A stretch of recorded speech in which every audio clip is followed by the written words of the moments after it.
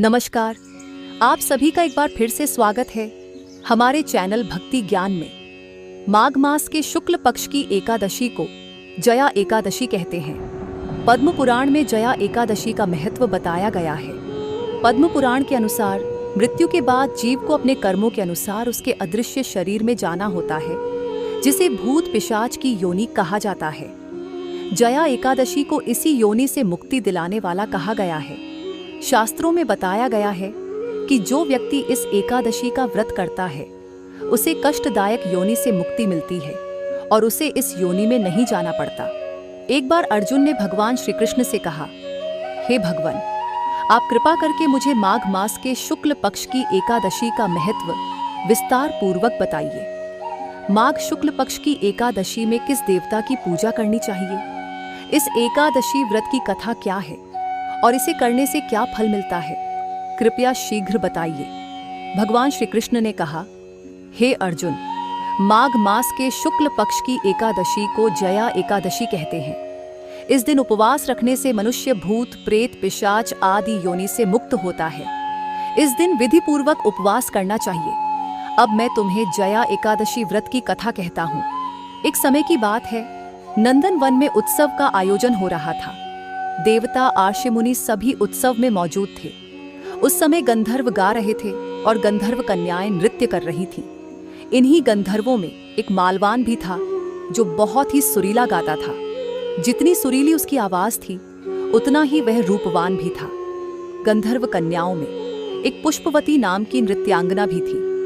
पुष्पवती ने मालवान को देखा और वह अपने हाव भाव से उसे रिझाने का प्रयास करने लगी।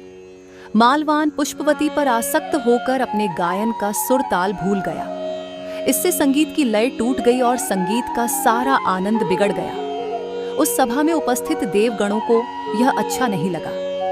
देवराज इंद्र ने क्रोधित होकर मालवान और पुष्पवती को श्राप दे दिया और कहा, स्वर्ग से वंचित होकर तुम मृत्युलोक में पिशाच का जीवन भोगोगे, क्योंकि तुमने संगीत जैसी पवित्र साधना का अपमान किया है और साथ ही सभा में उपस्थित गुरुजनों का भी अपमान किया है। इंद्र भगवान के श्राप के प्रभाव से वे दोनों हिमालय पर्वत के जंगल में पिशाच रूप में जीवन व्यतीत करने लगे। पिशाच जीवन बहुत ही कष्टदायक था, जिससे वे दोनों अत्यंत दुखी थे। एक बार माघ मास के शुक्ल पक्ष की जया एकादशी के दिन संयोगवश दोनों ने कुछ भी नहीं खाया और कोई पाप कर्म भी नहीं किया। उस दिन केवल फल फूल खाकर ही उन्होंने पूरा दिन व्यतीत किया। भूख से व्याकुल और ठंड के कारण वे पीपल के वृक्ष के नीचे बड़ी कठिनाई से रात काटने लगे। पूरी रात उन्होंने अपने द्वारा किए गए पापों के बारे में सोचकर पश्चाताप किया। सुबह होते ही दोनों की मृत्यु हो गई। अनजाने में ही सही, उन्होंने एकादशी का उपवास कर लिया था और भगवान के नाम का जागरण भी हो चुका था। परिणाम स्वरूप प्रभु की कृपा से उनकी पिशाच योनि समाप्त हो गई और वे पुनः अप्सरा व सुंदर गंधर्व के रूप में लौट आए।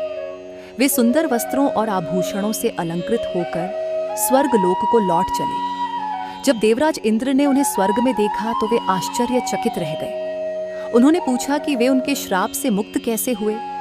तब उन्होंने बताया, भगवान विष्णु की कृपा से हमने अनजाने में माघ शुक्ल की जया एकादशी का उपवास किया, जिसके प्रताप से हमें पिशाच जीवन से मुक्ति मिल गई। कुछ इस तरह से जया एकादशी का व्रत करने से भक्त को पूर्व जन्म में किए गए पाप कर्मों से भी मुक्ति मिल जाती है। इसलिए हमें भी जया एकादशी का व्रत अवश्य करना चाहिए। तो ये थी जया एकादशी व्रत कथा। आपको यह कथा कैसी लगी कमेंट करके जरूर बताएं। साथ ही हमारे चैनल भक्ति ज्ञान को सब्सक्राइब करना ना भूलें। धन्यवाद।